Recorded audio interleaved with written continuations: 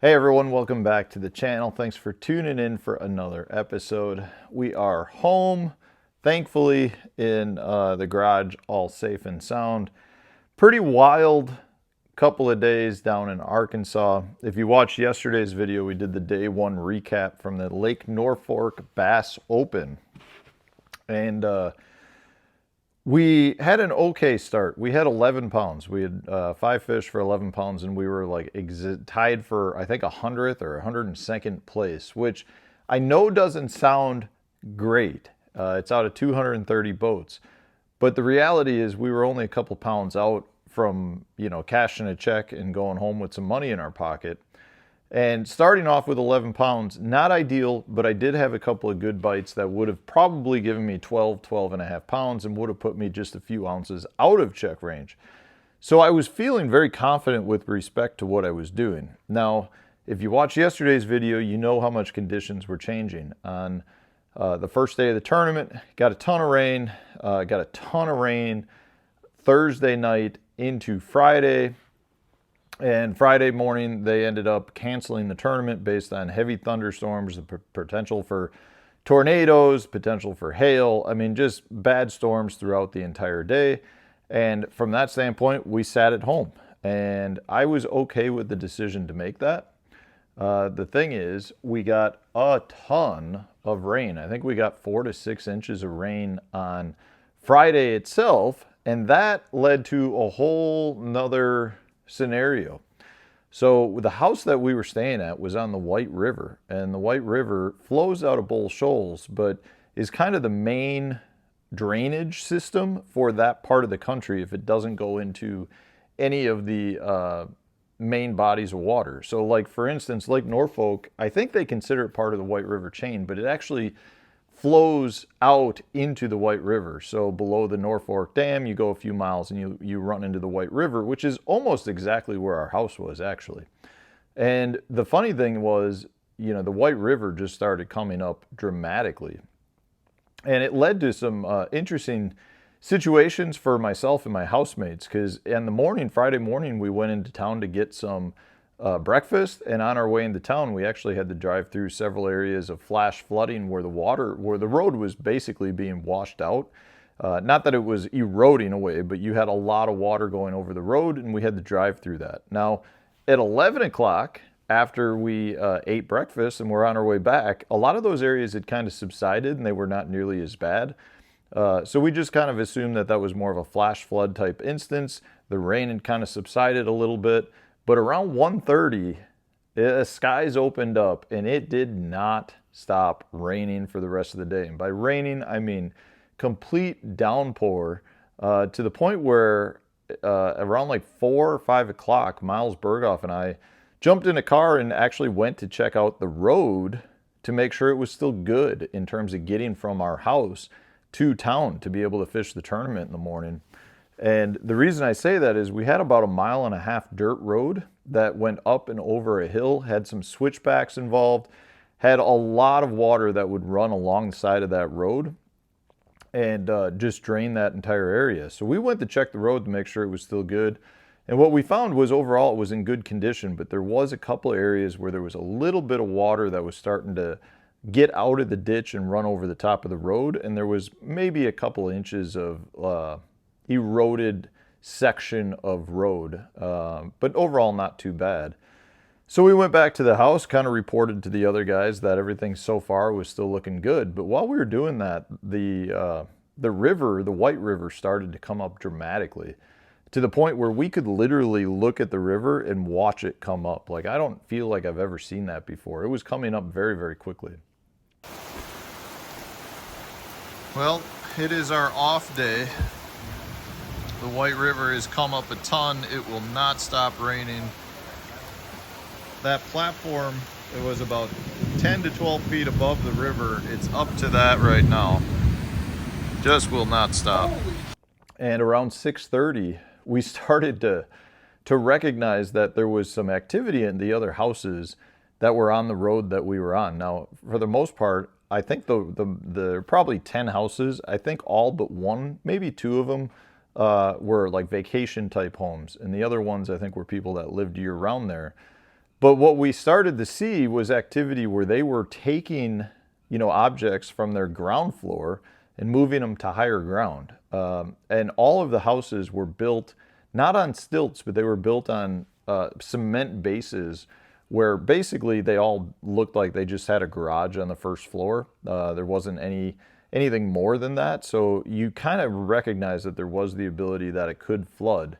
So around 6:30-ish, I'm going to say, Miles actually went over and talked to one of the neighbors who informed us that we would probably be experiencing floods. And if we wanted to stick around and stay in the house, we could do that.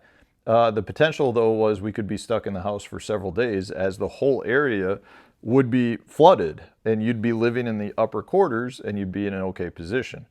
Now, being that we were going to be leaving on Saturday and the fact that we didn't have any food left, you ration for the week, and this was Friday. So at that point, we really didn't have any food left. We didn't have much of anything. So we quickly decided at that point that the best case scenario would be to load up and leave the location and go get hotels for Saturday or for Friday night into Saturday, because every time we talked with Bass, they still were talking about having the tournament. So we ended up going and getting hotels, and as we were prepping to go fish the tournament on Saturday, we got a text around 5 o'clock that said that they were going to go ahead and cancel day 3 as well, and that the tournament would be over. So in a nutshell, we only got to fish the one day, and we ended up in 100th or 102nd or 3rd, whatever place it was. And I got to say, I'm really okay with the decision that Bass made in the case of canceling the event. So by Saturday, the lake had come up 8 feet. It was rising about 6 inches an hour. By the end of that day, that tournament day, I think it was up to 10 or 11 feet over full pool. And just thunderstorms and rain all day long, hail, potential for tornadoes, really not ideal for fishing. The biggest concern more than anything was that when you have lakes like that come up, you get a ton of floating debris, and with the wind and the rain, it's really hard to see while you're navigating. So there was a major safety risk, and as much as I'd like to say all of us would be out there trying to be safe, running 25 miles an hour, the reality is everyone would be pushing it and running probably faster than we should have been to get to our next spot. That's the nature of the game. That's the competitors that we are. We would have been pushing it, and somebody probably would end up getting hurt. I've seen pictures of the lake since where lots of floating debris. It looked bad. The house that we stayed at by Saturday morning had the water all the way up to the house, like to the point where, we may not have been able to get out. So really smart decision on our part to leave to go get a rental house or a hotel. Now, I will say one thing that does, it is a little, it's a little bit of an issue with me, was the fact that we waited until Saturday morning to call the tournament. I really feel like Bass should have called that tournament on Friday. And that's based on the fact that we knew there was going to be rising water. I mean, we were at our house watching the water level on the deep dive app. I could see in the morning, the lake was coming up a 1/4 foot an hour. By lunchtime, it was a 1/3 foot an hour. By 2 o'clock, it was a 4/10 of a foot by an hour. By 6 o'clock and 7 o'clock, it was a 1/2 foot an hour, and the lake was coming up. It was rising faster, and it was pretty, it's not like it's just going to stop rising. At that point, you're going to see it hit a peak where it starts rising at a slower pace, but into Friday night, it was still rising higher. I think it was up I think it was like 6 feet by the time I went to bed at like 9 o'clock. Woke up and it was 8 feet higher at that point. So the reality is, if we're going to call it based on floating debris, we knew we were going to have floating debris. We knew the lake would be up that high on Friday. Obviously, the storms could potentially change overnight, but based on the safety being with floating debris and the water level, we knew that was going to happen. Bass said, they sent us several texts saying they were in touch with local authorities and they were monitoring the situation. Well, when I did a Walmart function for Bridgeford on our day off, the store manager actually said, "Hey, I don't fish at all, but with the rain that we're getting, you guys are going to have to be careful, because when the lake comes up 3 feet, lots and lots of floating debris. Well, if the Walmart store manager is throwing out boating advice based on the 3-foot levels, I have to imagine that bass had local authorities saying, hey, when you get up 3-4 feet, it's going to be really bad. And at that point, we were there by Friday afternoon. So from that standpoint, I wish they would have called it earlier, let us get out of there, because the reality is all we did was wait for the flooding to get worse.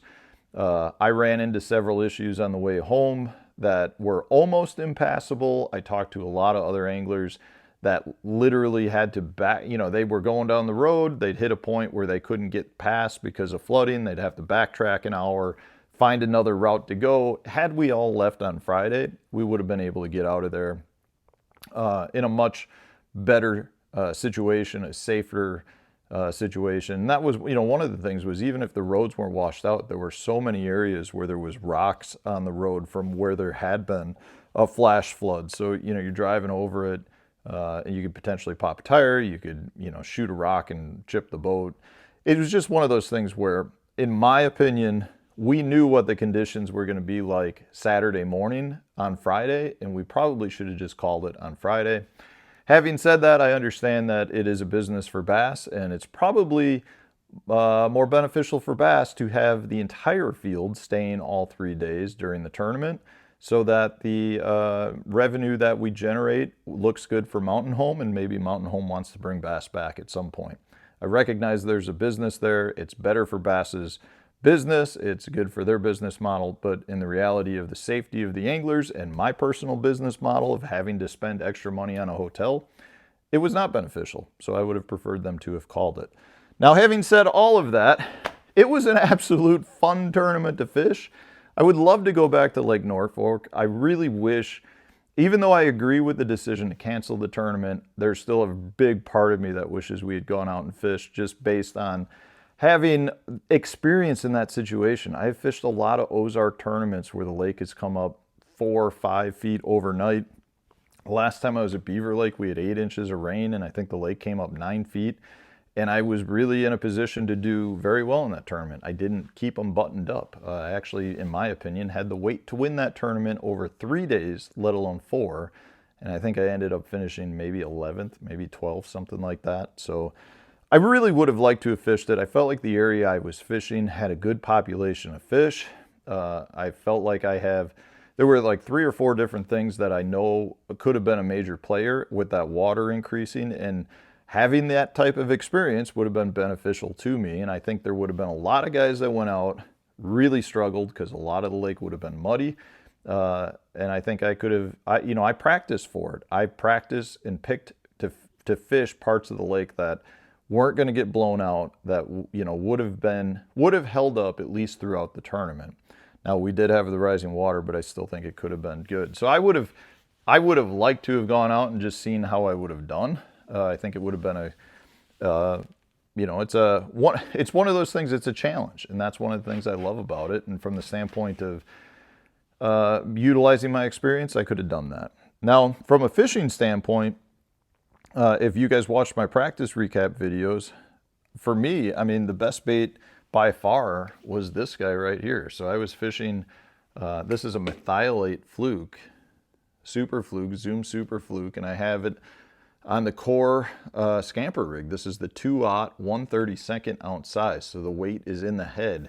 And it was an absolute dynamite bait for me. And there were so many advantages to having that head in the fluke that really gave me what I think was an advantage, where I was catching a lot of fish behind other anglers. The biggest part being with that little bit of weight in the head, it just allows you to get a vibration out of that minnow. You can fish it a little bit faster, keep it a little bit down. And we had a lot of wind too, so I was able to make longer casts that were more accurate with this, because I was really fishing some specific rock transition type areas, and the fish were really eating it very, very well. I think I had, I don't know exactly, I would say I had 12 to 15 keepers the first day. So I was catching a lot of fish. I had, like I said, I lost my 2 best. I had one that broke me off on a dock cable, and then I had another one that just kind of came up, did a head shake, and lost it. I don't think I got a good hook set in it. It was from a long distance away. But having this methylate fluke on the core tackle scamper rig hook was dynamite for me. Now I just fished it on a pretty standard light setup. So this is the 872 MHX blank. So it's a 7.3 medium light, maybe light medium fast action rod. I have a 10-pound braid to a 10-pound fluorocarbon Berkeley 100% fluorocarbon leader. And that was it. You know, I didn't fish it. A lot of people ask me with this, do I need to fish it with a swivel? I didn't fish it with a swivel at all, and I was just fine. You do tend to get a little bit of line twist, but the key with this, if you rig it right, you don't get nearly as much line twist as you would think. Meaning if you rig it and the bait's not straight, the bait will want to twirl on you. Absolutely not how it should be. If you rig it straight and when you put it in the water, you pull it forward, the bait comes at you forward without any sort of twist, you know, it just a slow pull. It comes straight at you, that's perfect. And if you pull it fast, what you'll see is the bait will actually, you know, have a tight vibration, and that means you've got it rigged perfectly. And man, they just couldn't lay off of it. You know, I tried a lot of other baits in practice with a little bit of success here and there. I did have some fish on a little Kitech. This was a Kitech casting jig. I also had some on a little spotty Picasso jig. I think I broke several of those off, broke several of these off. I was just kind of grabbing the jig I could, and then I'd put a little 3-inch pit boss on the back, and I was tipping the legs in chartreuse dye. It was really interesting. The funny thing with the jig was how often I was getting stuck. A lot of times fishing some of those channel swing banks on other Ozark style lakes, I don't feel like I got stuck nearly as much as I was, but on Norfork, there definitely was something that was catching. So I went through a lot of different jigs. But I did catch some fish on that, and then I also had some fish, I don't know where it is offhand, but I was catching a few fish, mostly the first day of practice on a small glide bait. You know, there was a big part of me that wanted to go and just fish that glide bait all day, but I did fish it quite a bit more in practice, threw it a little bit in the tournament, and really didn't have the any sort of anything dialed in with it. The first day I had one like 2-hour window where I had a lot of activity on it, but in hindsight, that was also right before we had really bad storms, really bad hail coming in. So I think the fish were just in a pretty aggressive mode. And then the other times I picked it up, I never had any action at all on it. So I stuck more so with the scamper rig and the fluke, threw the jig around quite a bit, never caught a fish on it in the tournament. But yeah, so that's where it was. You know, it's interesting. You know, we've had 3 tournaments now, and I've fished 4 days. So it's been a pretty wild season. And, you know, the next one, well, the next Bass Open is in August on Leech Lake. The next big tournament I have is in May. I'm going to Smith Mountain Lake to fish the Bass Pro Tour Heavy Hitters. So that should be a lot of fun. We can guaranteed check to show up in that one. I think only 30 guys actually qualify for that, and a lot of money on the line. So I'm looking forward to going there and fishing that. But in the meantime, we've got the St. Jude's tournament coming up in a few weeks. Hank and I will be fishing some of the head-to-head tournaments. They'll be starting up at the end of the month as well. So we'll definitely be doing a lot of fishing, a lot of filming, a lot of putting videos out. But for right now, the Bass Opens at least are on hold until August. That's crazy to say. But yeah, happy to be home, happy to be safe. Everyone I know got out of there all right. So it was a wild tournament. Don't necessarily want them all to be like that, that's for sure. Anyways, thanks for watching, guys. I appreciate all the support. Stay tuned. We'll have a new video coming out tomorrow.